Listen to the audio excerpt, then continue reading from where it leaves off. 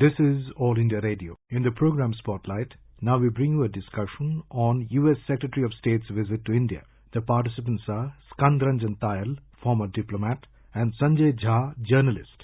U.S. Secretary of State Antony Blinken will arrive tonight in Delhi and will meet Prime Minister Sri Narendra Modi ji and Foreign Minister Dr. S. Jaishankar. His visit is very important. From Indian perspective, it is an opportunity to continue the high-level bilateral dialogues and bolster the India-US relationship which we have. And we saw during President Trump's time, Prime Minister Modi and Trump had a very cordial and very personal relationship. So obviously this trip is very, very important. How do you see this trip? Because this is the first trip of a US Foreign Minister coming to India after the new administration has taken over.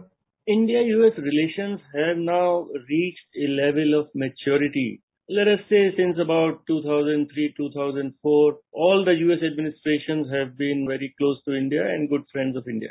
Now, there is an element of continuity in Indo-US relations, and there are almost 35 bilateral joint working groups, etc., which do their work. But at the present moment, when Secretary of State Antony Blinken is coming here, I think there are three issues which are utmost concern, both to the United States of America and to us, India.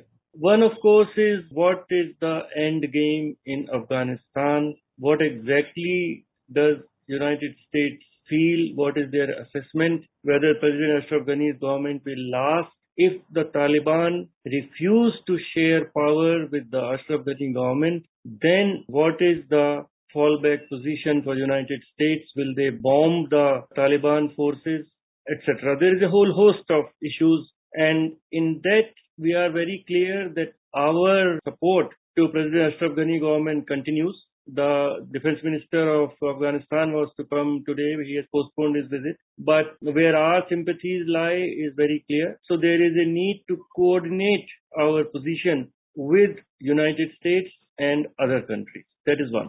Second, of course, is that President Biden and the American administration has continued President Donald Trump's tough policy, taking on China and calling it wherever China transgresses and breaks the international rules.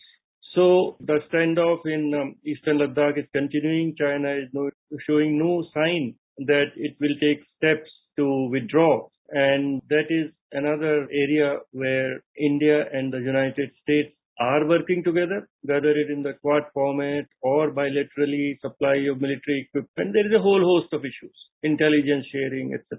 And the third would be, in my view, how India and US can harmonize their positions towards Iran. We have seen Foreign Minister S. Jaishankar went to Iran, met the new incoming president of Islamic Republic of Iran, and all indications are that in the inauguration of president, a high-level delegation from India will go. And we all know that United States has very different perception of Iran, and particularly of this new president who has come, who is supposed to be hardliner, anti-CPOA, nuclear issues, all those are there. But in our view, Iran's role in the stabilization of Afghanistan would be very, very important. And in our discussions, in our conversations, perhaps our side will try to convince the United States in the policies towards future of Afghanistan, it is advisable to take Iran on board.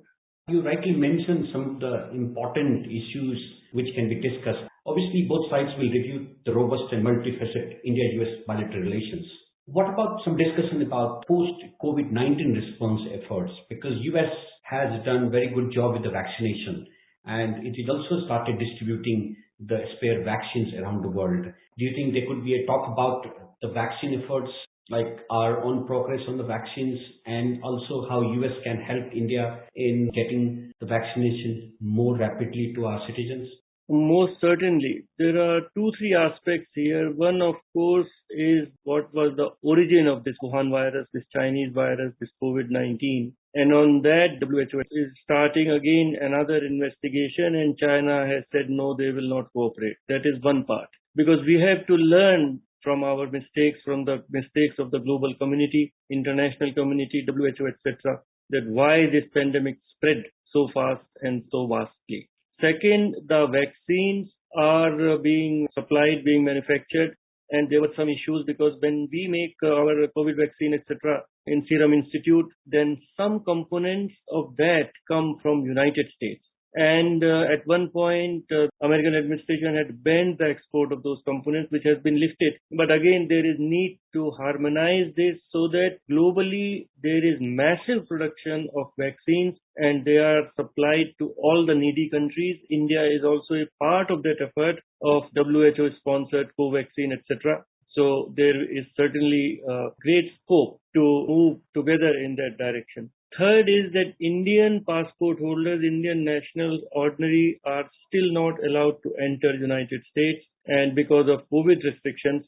And now that COVID has been contained in India, number of cases, if we see in proportion to the population, is very low. So that restriction should be lifted as early as possible, so that our thousands of students have got admission in American universities. They have got visa. They are waiting to go there. Thousands of our workers, family members are waiting to go there. I think on that also we need to persuade the US administration to reassess the situation and let Indian passport holders travel directly from India to the United States. What about the engagement on Quad? Because India and US will take forward the Quad vaccine initiative, and there could be discussion on deepening Quad engagement also in this round of the talk between these two countries.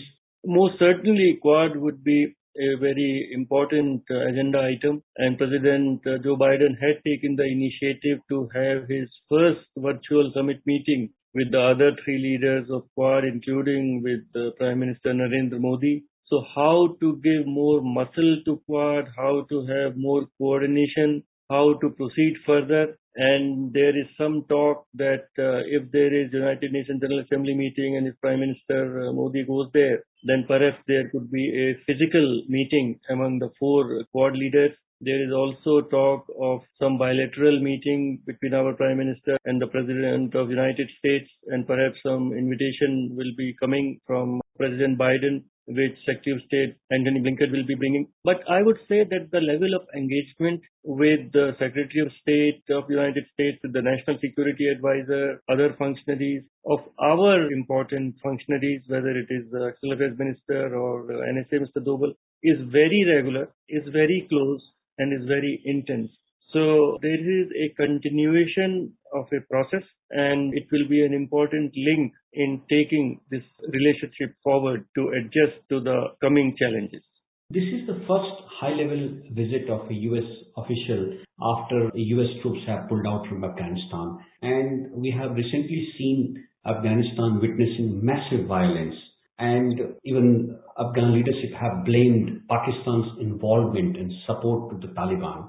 And many think tanks in India are worried about implications of withdrawal of US forces from Afghanistan and its impact on our own country. And there is a need to sustain pressure on Pakistan on terror financing and terror havens funded by them. You think India will put forward its stand about this terror issues and Pakistan's role in it with Americans?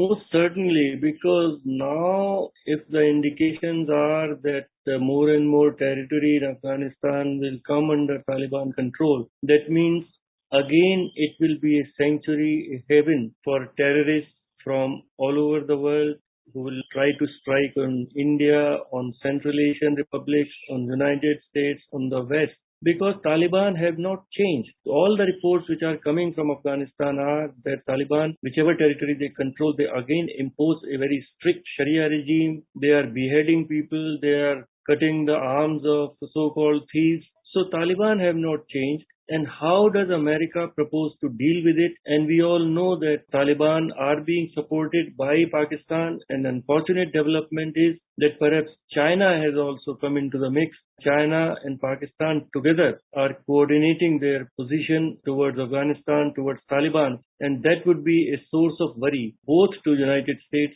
and to India. The resurgence of tariff as a critical foreign policy tool for the United States is sort of a departure from one of its long upheld commitments towards free trade. The United States was known and always propagating free trade. But recently we saw United States Trade Representative's announcement regarding a trade action following its Section 301 investigation of digital service tax, which some of the countries, including India, has adopted. How do you see this kind of irritants for the trade between these two countries? The trade and this belief in free trade, it has come into question because some countries like China have gamed the system and they have given all sorts of protections to their own industry and all sorts of subsidies and have unleashed them for competition, which in free market economies like India and US, our companies are not able to compete. America has understood, India has understood it. We have not joined the Regional Comprehensive Economic Partnership Agreement because of this fact, because of this danger. So, world is looking at trade with a new lens, and it is a fact that all countries have not been winners. Some countries have taken unfair advantage of the rules and regulations and the slow decision-making process of the World Trade Organization. So, in my view, the whole situation is in a flux. Whether it is the United States, whether it is India. India has also increased tariffs on some items to protect our own industry. So this is a new world we are looking at, and conversations with United States will continue. Both sides will try to protect their own interests, and together they should devise a strategy to deal with China and how to curb China's unfair competition and hidden subsidies, etc. India and United States both have to worry about China. But we also have seen some differences in the bilateral trade negotiations. And that differences has not allowed us to strike a win-win trade deal with Americans. And it has been stalled for some years. So do you think with the new administration in place, and this is his first trip to India, we could look forward to have a better trade negotiations in the coming time?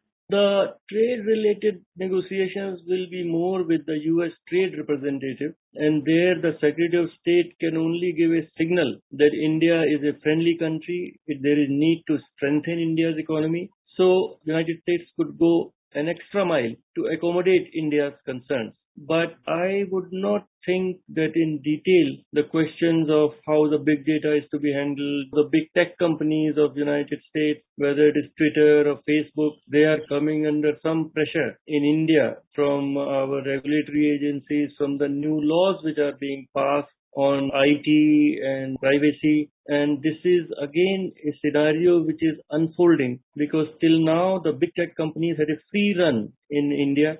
They could operate without any restriction, without any regulation, without any kind of check or balance. But now rightly, Government of India and people of India want that they should operate in a regime which is constitutional, and American companies are resisting that. But these issues are always there when there are two big companies. United States is the biggest trading partner. So this can be handled well if there is goodwill on both sides and if both sides are reasonable. A defense cooperation has been one of the dominant component of India-US bilateral relationship. India seeks to leverage this aspect in the Indo-Pacific to diversify the scope of our role in the world affairs. So what kind of issues will be on agenda between US and India? It will be a very important component of the bilateral discussions. India has been buying a lot of defense equipment from United States. Apache helicopters are coming. But issue really is that in the defense industry, all the companies in United States are private. And they are unwilling to share their technology with India. And India's national mission is for Atmanirbhar Bharat, that India builds more and more of our defense equipment within India with technology transfer. And this is where we find some difficulty in working with Americans, whereas Russian companies, Israeli companies, even French companies, they are ready to transfer technology so that gradually more and more value addition is in India for defense equipment. So this is where some differences lie, but these are commercial issues. These are issues for negotiation, for harmony, and there can be some resolution as we go forward. Thank you very much for your time. Thank you very much. You were listening to a discussion on US Secretary of State's visit to India. The participants were Skand Ranjan Tayal, former diplomat, and Sanjay Jha, journalist. This program was produced and presented by the News Services Division of All India Radio. You can listen to it on our mobile app, News on AIR. This program is also available on our YouTube channel, News on AIR Official. You may email opinion about this program at airnsdtalks@gmail.com.